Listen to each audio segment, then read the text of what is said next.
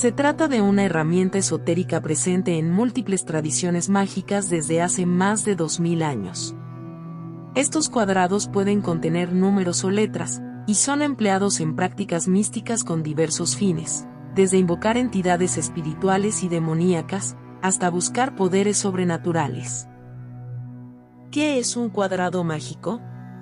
Una definición sencilla aparece en el libro, La historia del diablo, del año 1726, escrito por Daniel Defoe.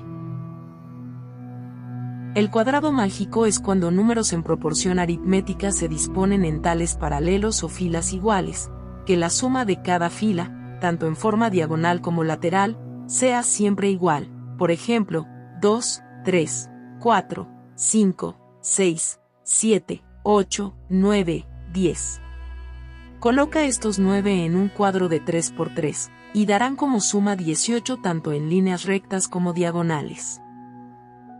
En términos generales, un cuadrado mágico consiste en una matriz en la que los números no se repiten y cuyas filas y columnas suman siempre el mismo valor. Si solo las filas y columnas suman ese valor, pero no las diagonales, se le llama cuadrado semimágico. El número de casillas por lado se conoce como el orden del cuadrado. Aunque los más antiguos suelen ser de orden 3, existen de muchos tamaños. El valor constante que se obtiene al sumar las filas, columnas o diagonales se llama constante mágica, y varía según el cuadrado. No todos los cuadrados mágicos utilizan números. También existen versiones con letras, ampliamente utilizadas en rituales mágicos. El ejemplo más popular es el cuadrado Sator. El cuadrado mágico del Sol y el número 666. Uno de los más reconocidos es el cuadrado del Sol. Este tiene un orden de 6 y una constante mágica de 111. Si se suman todos sus números, del 1 al 36, el total es 666, conocido como el número de la bestia. Este cuadrado aparece en los textos del ocultista Cornelius Agrippa y ha sido grabado en antiguos amuletos. Su asociación con el número 666 hectáreas llevado a vincularlo con prácticas satánicas. Muchos consideran que estos cuadrados, usados como talismanes, atraen buena suerte, protección o incluso éxito en juegos de azar como la lotería, el bingo o la ruleta. Se dice que los astrólogos de la corte utilizaron el cuadrado del Sol como talismán en el horóscopo del rey Luis XIV de Francia en 1638. Dicho talismán se conserva hoy en la Biblioteca Nacional de París. Cuadrados mágicos en el libro de Abramelin. Una de las obras más influyentes que relaciona los cuadrados mágicos con el satanismo es el libro de la magia sagrada de Abramelin el Mago, escrito por Abraham de Worms. Este grimorio enseña cómo invocar espíritus, tanto angelicales como demoníacos, mediante cuadrados compuestos por letras.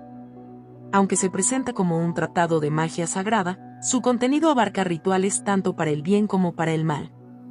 También incluye una jerarquía infernal encabezada por los 4 príncipes del infierno: Lucifer, Leviatán, Satán y Belial. A ellos les siguen 8 subpríncipes, entre los que se encuentran Astarot, Magot, Belcebú, Oriens, Paimón, Aritón y Amaimón. El libro contiene cuadrados mágicos dedicados a diversos demonios, incluyendo a Satán, con instrucciones para invocarlo o generar conflictos entre personas. Un problema común con esta obra es que la mayoría de sus ediciones están incompletas o se basan en manuscritos deteriorados. En ocasiones, los editores han rellenado los cuadrados con letras inventadas, por lo que muchas versiones no son fieles al original. La única edición completa proviene de la Iglesia de Satán, que asegura haber reproducido íntegramente los cuadrados del manuscrito original. El cuadrado mágico de Sator, un enigma en 5×5. El cuadrado de Sator, compuesto por 25 letras dispuestas en una matriz de 5×5, no es un simple palíndromo. A diferencia de frases palindrómicas más conocidas como "dávale arroz a la zorra el abad", este cuadrado es mucho más complejo y elaborado. Las 5 palabras que lo integran, Sator, Arepo, Tenet, Opera y Rotas, están organizadas de tal manera que permiten ser leídas en 4 direcciones distintas. de izquierda a derecha y de derecha a izquierda en las filas, así como de arriba abajo y de abajo hacia arriba en las columnas. A esta sorprendente estructura se le denomina un palíndromo cuádruple. Además, las palabras en la primera y quinta fila son idénticas, al igual que las de la segunda y cuarta, solo que en sentido inverso. La palabra central, tenet, no solo ocupa el corazón del cuadrado, sino que también es un palíndromo por sí misma. El diseño también exhibe características de un acróstico múltiple, ya que cualquier letra situada en una palabra del borde sirve como inicial para otra palabra dispuesta en ángulo recto. Y si dibujas una línea desde la S superior izquierda hasta la S inferior derecha, todas las letras a cada lado de la línea se reflejan entre sí en perfecta simetría. Lo mismo pasa con una línea que trazada entre las R's de arriba a la derecha a abajo a la izquierda. En cuanto a su significado, las palabras tienen raíces latinas. Sator, sembrador, creador, padre o autor, a menudo con connotaciones divinas. Tenit, retener, sostener, comprender o dominar. Opera, esfuerzo, trabajo, servicio, cuidado o incluso problemas. Rotas, asociado a ruedas o al acto de girar. Arepo, por otro lado, es un misterio.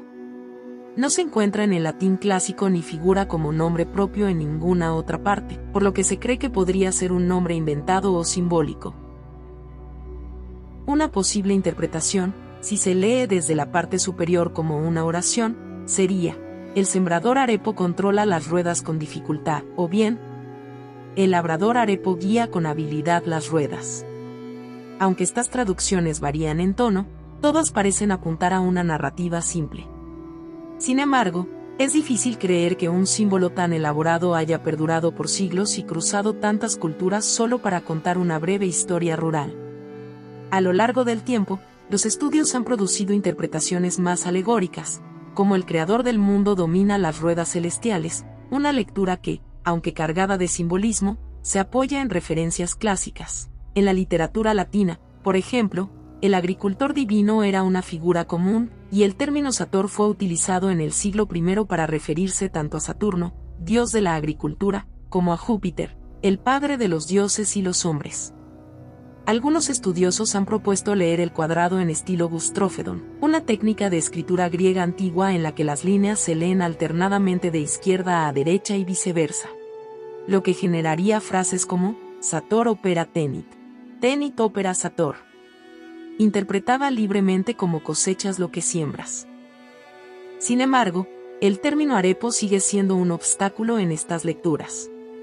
Una teoría sugiere que podría ser una contracción de Areópago, la corte suprema griega, lo que permitiría una traducción metafísica del cuadrado: el sembrador decide sus labores diarias, pero la corte suprema decide su destino, una manera de decir que el ser humano elige su camino, pero es el destino, o los dioses, quien lo determina.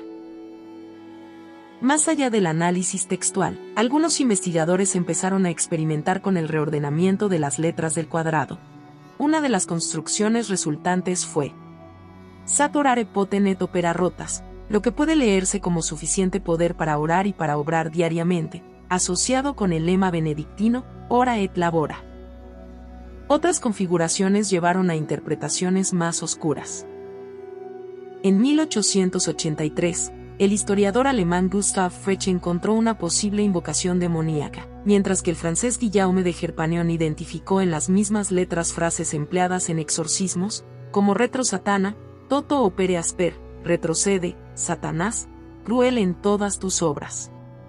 Uno de los hallazgos más notorios fue el descubrimiento de que con las letras del cuadrado puede formarse dos veces la palabra Pater Noster, Padre Nuestro, que se cruzan en la N formando una cruz.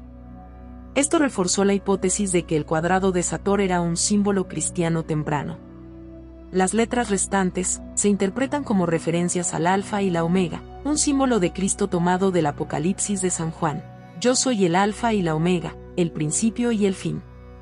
El hecho de que la palabra tenet forme una cruz en el centro del cuadrado también apoya esta visión. El cuadrado ha sido hallado en iglesias, manuscritos religiosos e incluso en Biblias, lo que sugiere su importancia para el cristianismo. Se le ha vinculado con los nombres de los Reyes Magos en textos bizantinos: Ater, Sator y Peratoras. Algunos creen que su propósito era ayudar a los creyentes en su meditación o como una herramienta de comunicación secreta durante las persecuciones romanas, similar al símbolo del pez, Ichthus. No obstante, la evidencia sugiere que el cuadrado no se originó en el cristianismo. Los ejemplos más antiguos conocidos fueron hallados en las ruinas de Pompeya, destruidas en el año 79 después de Cristo, en una época en la que el cristianismo difícilmente habría tenido presencia en la región. Otros argumentos que refuerzan esta idea incluyen: el griego, y no el latín, era la lengua del cristianismo temprano. El concepto de Dios como alfa y omega se popularizó entre los cristianos posteriormente. El símbolo de la cruz no fue ampliamente adoptado hasta bien entrado el siglo II. El uso de símbolos secretos cristianos comenzó durante persecuciones masivas a partir del siglo III. Por todo ello, se cree que el cuadrado fue adoptado posteriormente por los cristianos, quienes lo reinterpretaron según sus creencias. En cuanto a su origen real, hay numerosas teorías.